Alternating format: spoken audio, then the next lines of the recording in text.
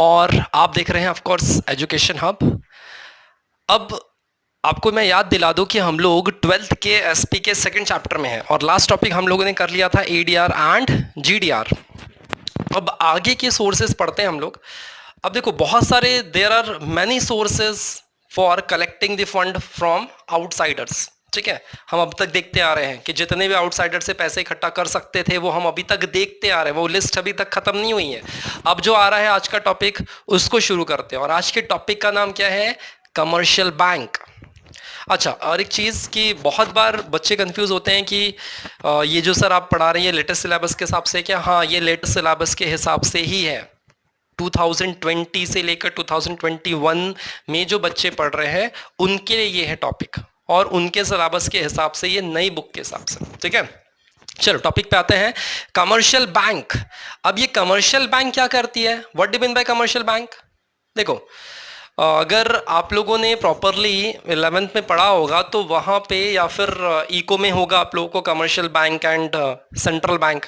Central bank कौन है? RBI. अपने देश में सेंट्रल बैंक कौन है? आरबीआई। आरबीआई क्या करती है? किसी को लोन नहीं देती, किसी को मतलब पब्लिक को लोन नहीं देती है। आरबीआई सिर्फ गवर्नमेंट सेक्टर से रिलेटेड है।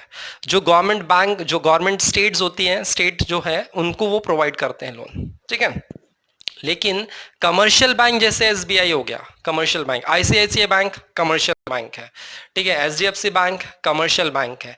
ये जो बाकी बैंक हैं ये सारे कमर्शियल बैंक है, जो कमर्शियल रिलेटेड मतलब जो पब्लिक से रिलेटेड डीलिंग करते हैं, पब्लिक को लोन देते हैं उनके बिजनेस के लिए, उनके हाउसिंग लोन के लिए, कोई भी टाइप का, जैसे पर्सनल लोन लेना रहा, बिजनेस लोन लेना रहा, हाउसिंग लोन लेना रहा, कार लोन लेना रहा, ये सारे लोन आपको कहां से मिलते हैं? कमर्शियल बैंकों से मिलते हैं। आप आरबीआई में अप्लाई नहीं करते हो, आप कमर्शियल बैंक में अप्लाई करते हो। तो ये मेजर डिफरेंसेस है। सेंट्रल बैंक कौन है? जो बैंकों का बैंक है, जो बैंकों को कंट्रोल करता है उसको सेंट्रल बैंक कहते हैं, जिसका नाम है आरबीआई अपने देश में।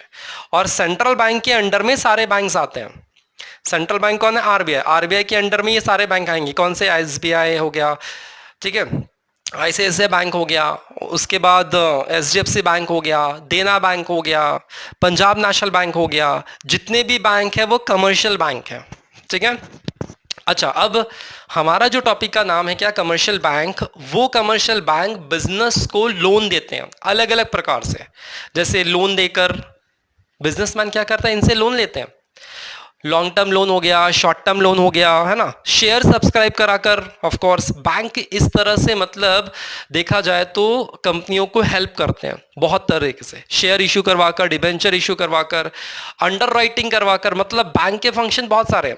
और कुछ यहाँ पे बैंक मतलब बोल सकते हो स्कीम्स निकालती है क्रेडिट के लिए। वो स्कीम्स के बारे में हमें आज डिटेल में पढ़ना है। और पहले स्कीम का नाम क्या है? Overdraft facility. ठीक है, अब ये जो ओवरड्राफ्ट फैसिलिटी है ये कौन प्रोवाइड कर रहा है? कमर्शियल बैंक प्रोवाइड कर रही है। किसको? बिजनेसमैन को। किसके लिए? उनको पैसे की जरूरत है, तो उस पैसे की जरूरत को पूरा करने के लिए कंपनी क्या करती है? कमर्शियल बैंक से लोन लेती है। ठीक है, अब ये एक प्रकार का लोन ही है। ओवरड्राफ्ट फैसिलिटी किसको मिलता है? बिजनेसमैन को। उसमें क्या लिखा है एग्जैक्टली देखते हैं हम लोग। A company having current account with bank is allowed overdraft facility and the borrower can withdraw fund as when they needed. मतलब जब जब कंपनियों को जरूरत पड़ेगी तब तक वो बैंक से ओवरड्राफ्ट कर सकते हैं। किनको ओवरड्राफ्ट फैसिलिटी है? सबसे पहले बात वहां पे क्लियर की गई, करंट अकाउंट। अब ये करंट अकाउंट क्या है? आप लोगों ने देखा होगा कि आपके घर पे जितने भी मेंबर्स होंगे उनका बैंक में अकाउंट है, चाहे वो किसी बैंक में हो। वो जो बैंक में अकाउंट है, पर्सनल अकाउंट जिसको हम लोग कहते हैं, उसको सेविंग अकाउंट कहा जाता है। मतलब आपको जो एटीएम मिलता है ना कि आप एटीएम में जाके स्वैप करते हो, तो वो सेविंग अकाउंट है। और करंट अकाउंट कौन सा होता है? वो बिजनेसमैन ओपन करवाते हैं करंट अकाउंट। क्यों? क्योंकि सेविंग अकाउंट में आप डेली के ट्रांजैक्शन नहीं कर सकते, लेकिन करंट अकाउंट में आप डेली के ट्रांजैक्शन मतलब जाके बैंक में रोज पैसा जमा भी कर सकते हो, रोज पैसा निकाल भी सकते हो। सेविंग अकाउंट में ये अलाउ रोजाना नहीं है, रोज जाके वहां डिपॉजिट भी नहीं कर सकते, विड्रॉ भी नहीं कर सकते, वहां पे लिमिटेशन है इसका मतलब। लेकिन करंट अकाउंट में लिमिटेशन नहीं। क्यों नहीं है? क्योंकि करंट अकाउंट स्पेशली बिजनेसमैन वालों के लिए बनाया गया है। इसका मतलब ये बिजनेसमैन ही ओपन करवाते हैं, उन्हीं को मिलता है करंट अकाउंट। और जिनके पास करंट अकाउंट है मतलब बिजनेसमैन वालों के पास, उनको ओवरड्राफ्ट फैसिलिटी बैंक प्रोवाइड करती है, क्योंकि उनको डेली बेसिस पे बहुत सारे पैसों की जरूरत पड़ती है बिजनेस को आगे रन करने के लिए, बहुत सारे पेमेंट्स करने के लिए। तो उनके पास तो पैसे आते रहते हैं धीरे धीरे, तो इसीलिए करंट अकाउंट फैसिलिटी उनको दी जाती है, एक लिमिट दी जाती है उनको। लिमिट के थ्रू वो लोग पैसे उसने विड्रॉ कर सकते हैं। अगर वो लिमिट खत्म हो गई, ठीक है, उसके आगे भी अगर विड्रॉ करना रहा तो बैंक के पास कंपनी अप्लाई करती है। कंपनी जब अप्लाई करती है बैंकों के पास, तो फिर बैंक उनको एक्स्ट्रा लिमिट दे देती है, और उस एक्स्ट्रा लिमिट को ही ओवरड्राफ्ट कहा जाता है। ठीक है, okay, and he is allowed to overdraft with a speculated time. Any number of drawing are permitted. Repayment can be made whenever required during the period, and the interest is determined on the basis of actual amount withdraw. देखो वहां पे बात को समझो कि overdraft facility exactly क्या है, क्योंकि जब तक आपको ओवरड्राफ्ट मतलब समझ नहीं आएगा, और उसको समझने के लिए आपको करंट अकाउंट समझना जरूर है। करंट अकाउंट मैंने बताया किसके लिए है, बिजनेसमैन वालों के लिए, और उसमें कोई लिमिटेशंस नहीं होती है पैसे विड्रॉ करने की और पैसे डिपॉजिट करने की, और उन्हीं लोगों को ये ओवरड्राफ्ट फैसिलिटी मिलती है। ठीक है, अच्छा, जिसको समझ नहीं आया एग्जांपल देख लो, समझ में आ जाएगा। जैसे कंपनी है, ठीक है, कंपनी ने, समझ लो एसबीआई ले लेते हैं, एसबीआई बैंक। एसबीआई बैंक के पास अकाउंट ओपन करवाया है, अकाउंट ओपन करवाया है उन्होंने। कौन सा अकाउंट, कौन सा अकाउंट की बात हो रही है, करंट अकाउंट की बात हो रही है। ठीक है, करंट अकाउंट ओपन करवाया, शॉर्ट में इसको करंट अकाउंट लिख देते हैं। करंट अकाउंट ओपन करवाया, जब इन्होंने क्या किया, फिर एसबीआई क्या करेगी, इनको कुछ पैसे डिपॉजिट करके रख देगी इस अकाउंट में। ठीक है, कंपनी के अकाउंट में, इसका मतलब समझ लो 1,00,000 रुपए डिपॉजिट करके रख दिया। ठीक है, अब क्या होगा, कंपनी इस अकाउंट में पैसे डिपॉजिट भी करती है, विड्रॉ भी करती है। अब ये जो 1,00,000 रुपए एसबीआई ने इनको दिया था वो खत्म हो गए, कंपनी ने 1,00,000 रुपए खत्म कर दिया। ठीक है, फिनिश कर दिया। ये क्या दिया इन्होंने, लोन दिया, किनको, इनको, करंट अकाउंट ओपन कराने के लिए। तो लिमिट रखी भाई 1,00,000 रुपए तक ट्रांजेक्शन कर सकते हो, उससे ज्यादा नहीं। 1,00,000 रुपए खत्म हो गए, अब इनको पैसे की जरूरत पड़ी, ये क्या करेंगे, इनके पास फिर से जाएंगे, बोलेंगे सर थोड़ा सा पैसा दे दो, 50,000 रुपए की जरूरत है। तो 50,000 रुपीज बैंक इनको और दे देगी, इनके अकाउंट में डिपॉजिट कर देगी। और ये 50,000 रुपए ये जो दोबारा मिला है, लिमिट कितनी थी, लिमिट थी आपकी 1,00,000 रुपीज। लिमिट के अलावा जो पैसा मिलता है, इस पैसे को हम लोग क्या कहते हैं, ओवरड्राफ्ट। बात को समझो कि इन्होंने अकाउंट ओपन करवाया, इन्होंने कुछ पैसे लिमिट दिए, लिमिट खत्म होने के बाद ये पैसा और ये बैंक दे रही है कि इनको, कंपनी को यूज करने के लिए, ये जो पैसा है इसी को ओवरड्राफ्ट कहा जा रहा है। ठीक है, और किसको मिलता है, सिर्फ और सिर्फ करंट अकाउंट होल्डर को मिलता है ओवरड्राफ्ट फैसिलिटी। ठीक है, बाकी चीजें क्या लिखी है, रिपेमेंट, मतलब आपको रिपेमेंट तो करना पड़ेगा ना, ये वापस करने पड़ेंगे ये दोनों पैसे। ऐसा नहीं कि आपको दे दिया तो आपने फ्री में यूज कर लिया, उसके ऊपर इंटरेस्ट चार्ज लगता है। ठीक है, इंटरेस्ट लगता है, और इंटरेस्ट किस पे लगता है, जो पैसे आप विड्रॉ करोगे। जैसे बैंक ने 50 डाले, आपने उसमें सिर्फ 25 निकाला, 25 बैंक में ही जमा है, तो 25 निकाला, इसका मतलब 25,000 पे ही इंटरेस्ट लगेगा, उससे ज्यादा पे इंटरेस्ट नहीं लगेगा।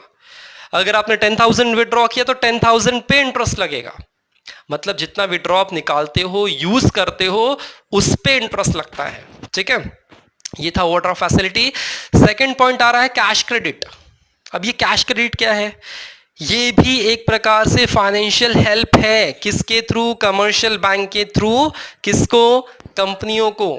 ठीक है, इट इज, देखते क्या लिखा है इसमें प्रैक्टिकली, मतलब थेरेटिकल पार्ट में, it is also important and popular form of finance aid, and this form credit is operated in same manner as overdraft facility. Overdraft facility जैसे होता है, काम करता है, वैसे सीसी अकाउंट भी है। And borrower withdraw amount from cash credit account up to speculate limit based on security margin.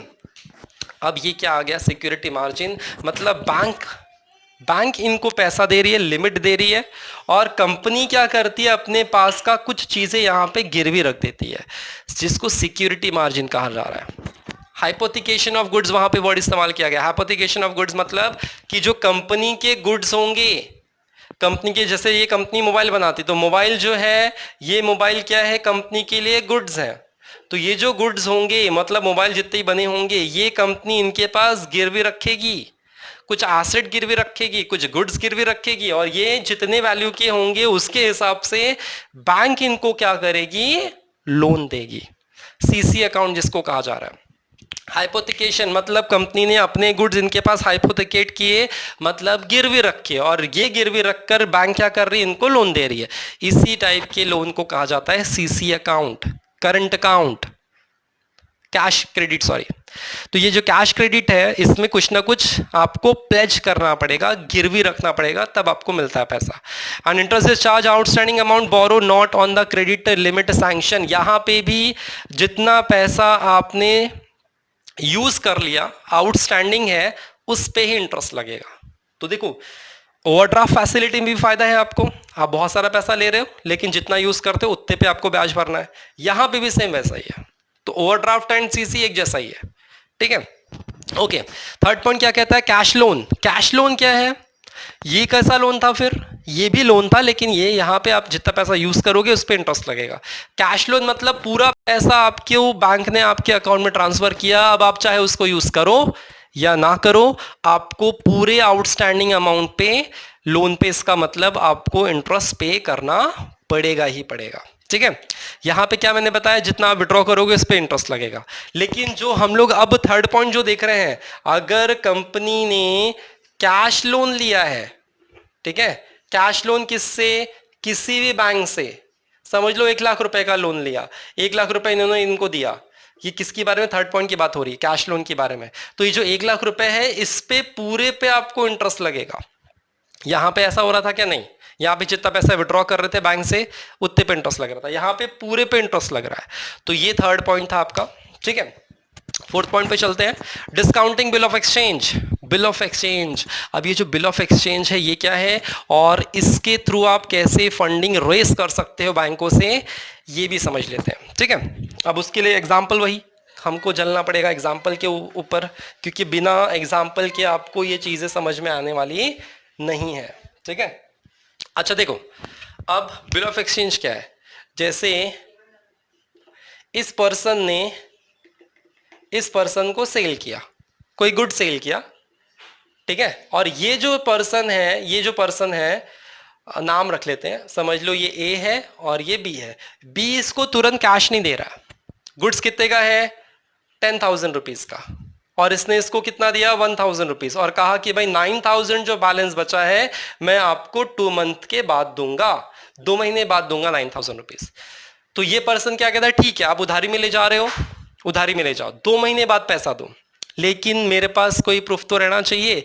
तो ये जो पर्सन है मिस्टर ए, ये एक बिल बनाता है जिसको हम लोग कहते हैं बिल ऑफ एक्सचेंज। मतलब स्टाम्प पेपर पे लिख लेगा कि हाँ भाई इस पर्सन ने इतना इतना पैसा लिया है, 2 महीने बाद वापस करेगा, और अपनी सिग्नेचर करेगा, और ये सिग्नेचर करने के लिए इसके पास भेज देगा, ये अपनी सिग्नेचर करेगा, और इसके पास ये जो डॉक्यूमेंट है इसके पास वापस आ जाएगा। ये जो डॉक्यूमेंट है इसी को क्या कहा जा रहा है, बिल ऑफ एक्सचेंज, ठीक है। अब इसमें क्या लिखा है, 2 महीने बाद पैसे मिलेंगे, इसने वादा क्या लिख के दिया, 2 महीने बाद पैसे दूंगा, ठीक है। तो क्या 2 महीने पहले ये जा सकता है कि बी के पास, बिल्कुल भी नहीं जा सकता। तो अब इसको अगर पैसों की जरूरत पड़ेगी तो फिर ए क्या करेगा, ये डॉक्यूमेंट को बैंक के पास लेकर जाएगा, और ये डॉक्यूमेंट बैंक को देगा, बैंक क्या करेगी, इसको रिटर्न में अमाउंट दे देगी। कितना अमाउंट देगी, ऑफ कोर्स 9,000 रुपए, क्योंकि डॉक्यूमेंट में कितना पैसा लिखा है, 9,000 रुपए। जो बैलेंस अमाउंट होता है उतने अमाउंट का वो डॉक्यूमेंट बनेगा, ठीक है। मतलब ये जो प्रोसेस हुआ ना कि इस पर्सन ने बैंक में ये डॉक्यूमेंट दिया और पैसे लिए, इस प्रोसेस को कहा जाता है discounting of bill of exchange, और यही टॉपिक है यहाँ पे, डिस्काउंटिंग बिल ऑफ एक्सचेंज। अब बिल ऑफ एक्सचेंज पे पूरा अकाउंट पे पूरा चैप्टर ही है, अभी नहीं समझ में आया तो अकाउंट का चैप्टर वहां पे आपको उसे पूरी ट्रांजैक्शन ही आप लोग सीखने वाले हो, ठीक है। फिलहाल मैं शॉर्ट में बता दूं, इसको क्या कहते हैं, ड्रॉवर, जो परचेजर होता है उसको कहते हैं ड्रॉई, ठीक है। ड्रॉवर और ड्रॉई, ड्रॉवर कौन, हु ड्रॉ द बिल, जो बिल ड्रॉ करेगा वो ड्रॉवर, और जो एक्सेप्ट करता है वो ड्रॉई कहलाता है। मतलब परचेजर जो होता है वो ड्रॉई कहलाता है। फिलहाल अभी इतना डिटेल में जाने की जरूरत नहीं है, सिर्फ इतना समझो कि ये डॉक्यूमेंट जो है इसको बिल ऑफ एक्सचेंज कहते हैं। इस डॉक्यूमेंट में बैंक में जाकर दे दिया और बैंक से पैसे ले लिए तो उसको कहा जाता है discounting of bill of exchange, ठीक है। ओके, आ जाओ पॉइंट पे आ जाओ। Drawer of the bill can receive money from drawee on due date, after due date drawer can receive money before due date on discounting the bill with the bank. अब bank के पास ये document आने के बाद जब 2 महीने बीत जाएंगे तो बैंक इसके पास जाएगी और बिल के पैसे लेगी। ड्रॉवर क्या कर सकता है, समय के पहले बैंक के पास ये बिल देकर पैसा ले सकता है। इसी प्रोसेस को डिस्काउंटिंग कहा जा रहा था, ठीक है। There is nothing but the selling a bill to the bank and bank give money to the drawer less than the face value of the bill। ये जो 9,000 रुपए का अमाउंट बचा हुआ था, 9,000 रुपए का बिल था, तो बैंक इसको 9,000 नहीं देगी, कुछ डिस्काउंट काटेगी। मतलब समझ लो, हो सकता है कि 8,800 दिया जाए, 200 रुपए बैंक चार्जेस काट रही है अपना, क्योंकि समय के पहले पैसे दिए जा रहे हैं, इसीलिए इसी को कहा जाता है discounting of bill of exchange, ठीक है। ये थे आपके 4 पॉइंट, अच्छे से देखो। और अगर उसमें से पहला पॉइंट क्या था एग्जैक्टली मतलब हमने ये क्या देखा, कमर्शियल बैंक किस किस प्रकार से बिजनेसमैन को हेल्प करती है, वो हम पॉइंट देख रहे थे। और उससे पहला पॉइंट था ओवरड्राफ्ट, सेकंड पॉइंट था कैश क्रेडिट, थर्ड पॉइंट था कैश लोन, और फोर्थ पॉइंट जो हमने अभी देखा उसको कहा जाता है discounting of bill of exchange, ठीक है। तो ये छोटा सा टॉपिक था, कंप्लीट किया हमने, ठीक है। तब तक के लिए फिर मिलते हैं। आप लोग देखिए, अच्छे से देखिए कि छोटे छोटे टॉपिक्स कवर करिए फटाफट, चैप्टर बस अभी कंप्लीट होने ही वाला है। अच्छे से उसको देखिए, अच्छे से पढ़िए और सेफ रहिए, ठीक है। जय हिंद।